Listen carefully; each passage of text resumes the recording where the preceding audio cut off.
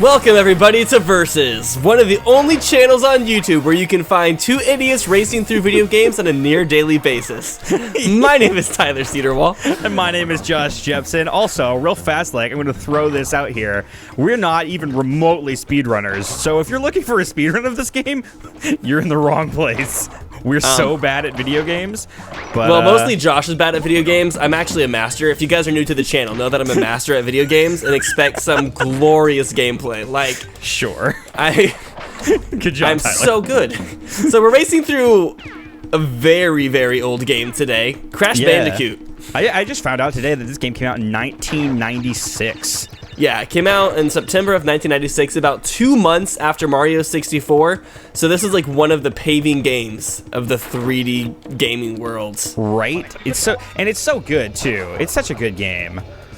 Yeah, it has it's like very, you can definitely tell it's one of the first 3D games just by the actual gameplay, because it kind of feels like an arcade game in a lot of ways, with like how it saves. And well, that was that era of video games where they were experimenting with 3D, and this game doesn't have a camera system or anything like that. It's also it's like early PS1 era where before the controller had joysticks. Yeah, wait, did the PS1 controller not have joysticks? So the original PlayStation 1 did not have joysticks. Weird. I don't even remember playing a PS1 or even what their controllers look like. So there was the PlayStation and then there was the PS1, or vice versa. Yeah, PlayStation and then PS1. Or I guess it was just PlayStation or PS. I don't know what I don't want to talk about. But you mean the PMS? The PMS, yes, the PMS. Yeah, it's my favorite game system. I play it all the time. Sounds like an unfortunate. Oh shit. That's the end of that sentence. But yeah, I was wondering why you actually had to use the D-pad to play this game, and I was like, why can't I just use the control stick? That seems like it'd be so much easier. But I guess it's because this game is as old as my grandma. Okay, maybe not quite. If your grandma, well, so 1996, that's what? That would make 20? my grandma 19 years old. Because I was born in 1993. So this game is pretty much as old as us in a way. Like, we were 3 years old when this game came out. That's just kind of a surreal feeling. I feel bad for anybody in the audience who is actually older than us. They probably feel old now. Like, really old. Yeah, we're really ageist here on Versus. If you're old, we'll shun you for it. It's true. Did you know ageism is actually a thing that people get upset about, especially on Tumblr? Have you ever even heard of that phrase before? Being ageist? Ageist? No, I've never heard of that. I mean, it makes sense, I guess, in some situations. It's just being prejudiced against somebody for being old or young. Real, I guess I don't understand that, because it's. I mean, I guess you. I was trying to think, how could somebody be prejudiced against just an old person? But I think how could anybody be prejudiced against anybody? Is really the question. I mean, being prejudiced against somebody's age is I guess it kind of actually makes sense to be prejudiced against somebody about their age more so than it is about their skin tone, because at least somebody's age actually kind of affects their physical well-being and that kind of thing. Yeah, it's an actual variable that actually kind of tells more about a person than somebody's race or gender. Really, the problem with prejudice is that it's just directed wrong. So it's like if you really care about somebody or whatever, that's something. Instead of having this old person do this hard job, you say, hey, you're kind of hurting there. Probably shouldn't do this thing. Give them advice. Yeah. You could go about it a totally different way and say, yeah, fuck off. You're old. You can't do this job. And that would be way worse. But it would be the same thing essentially, right? I mean, I guess I'd be ageist if I was an employer and I was hiring somebody and a 90-year-old came in and their job would be to lift cinder blocks. I'd be like, what job would you just lift cinder blocks all day? I guess somebody who bricks houses, but or a retainer wall builder.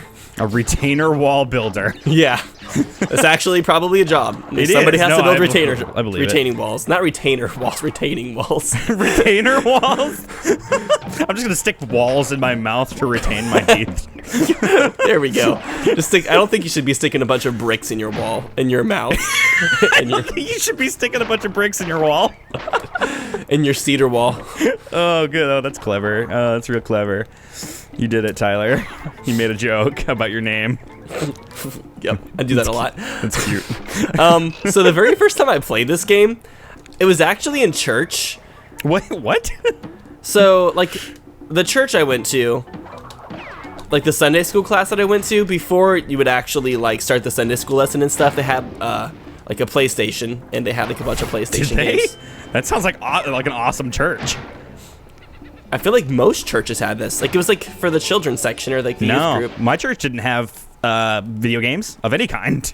Oh, wow. I feel like most of the video games I played that weren't the ones I owned were played at church. Wow, that's actually really strange. But hey, cool. So you played Crash. The first time you played it was at church.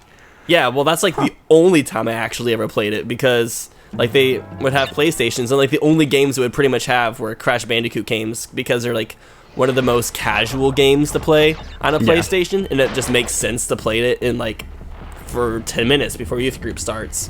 Right, yeah. It's also like not a bad game. Like, it's kind of cutesy or whatever. Yeah, like, no parents would, like, see their kid playing Crash and be like, "Oh, I never." It's so cute. And it's Indiana Jones.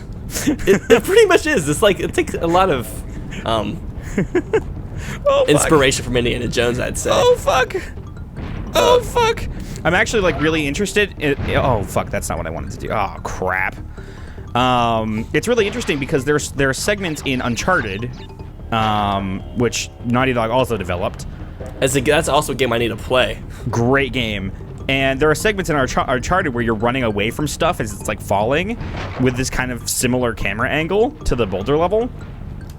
And it's kind of weird. It's kind of weird to think about, like, how far that company has come with developing games.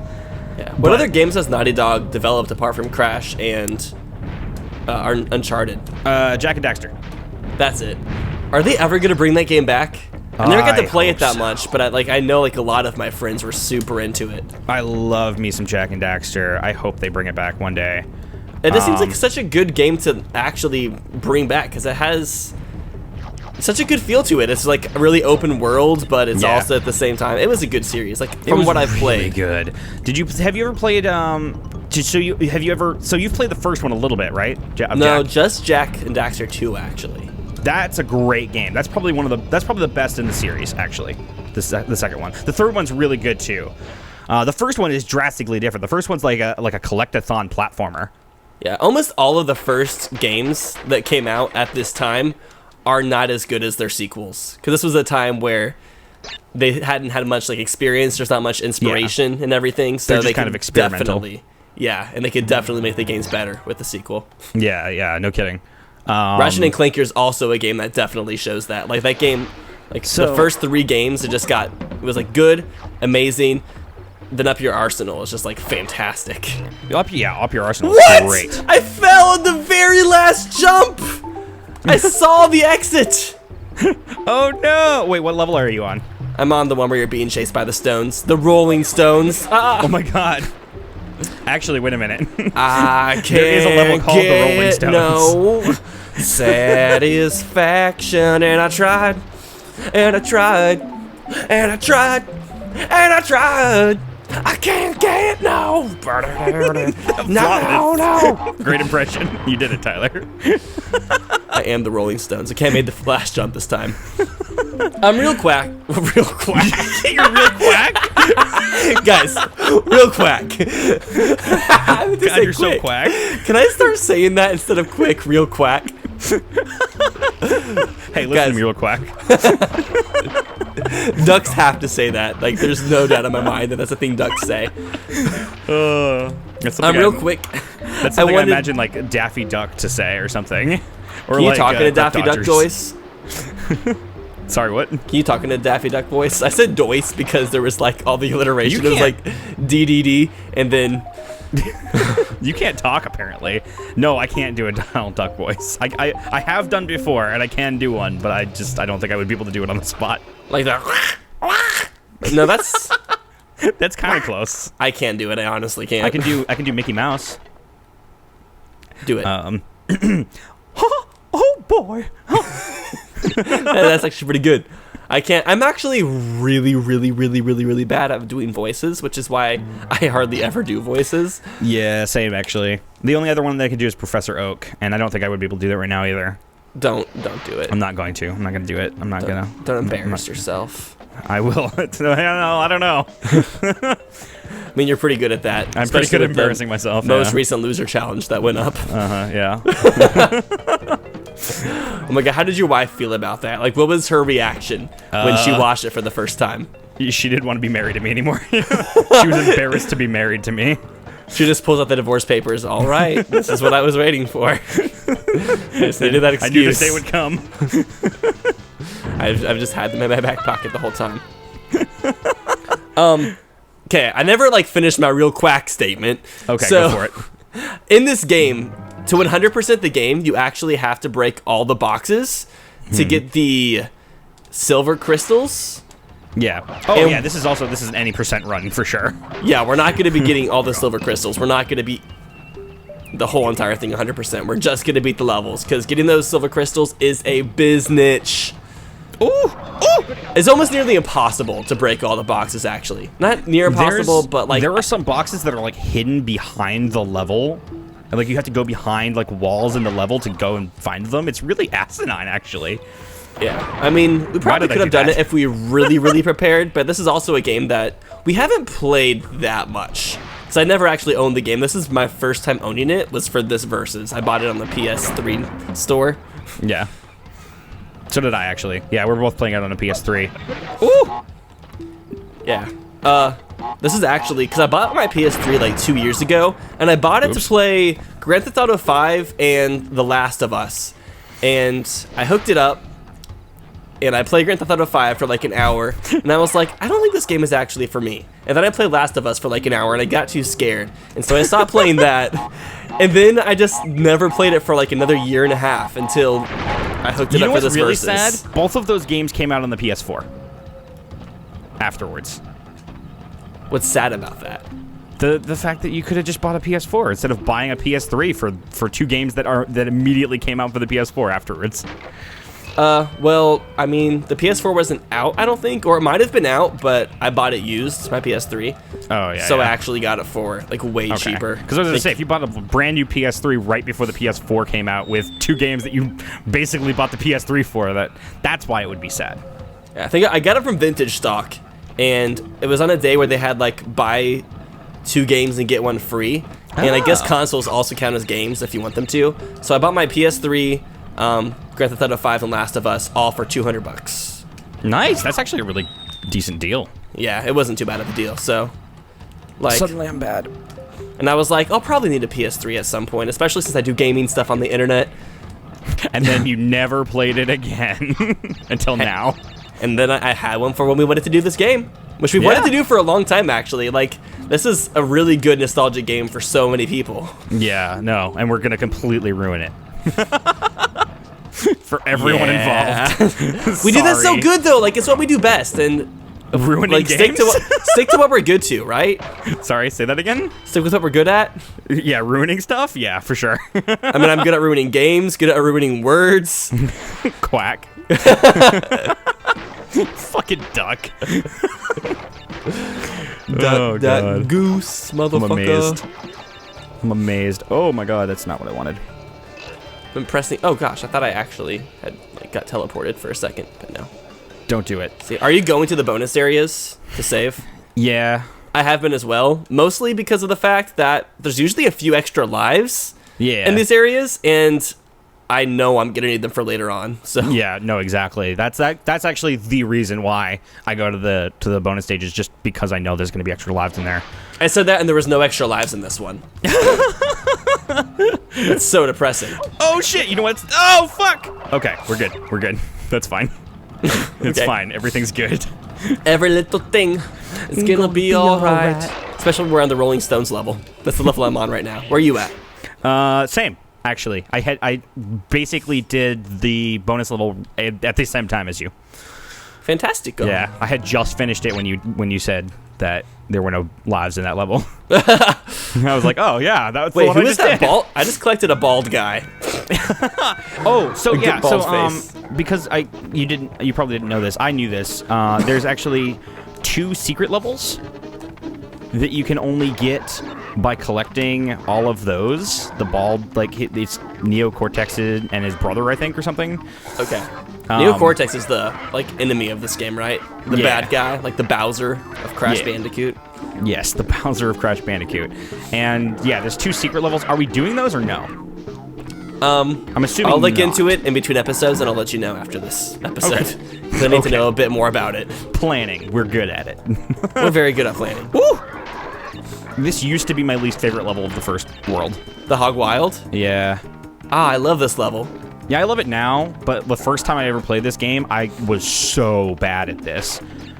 One thing I noticed while practicing for this game, though, is that, like, a lot of the themes they use for the levels end up being really repetitive. Like, they didn't make very many unique worlds. Shit. It seemed like they really tried to almost rush this game at the time of making it, mostly because they probably wanted to get on the 3D bandwagon ASAP to make that money, because they knew they would, and they probably did. That 3D money?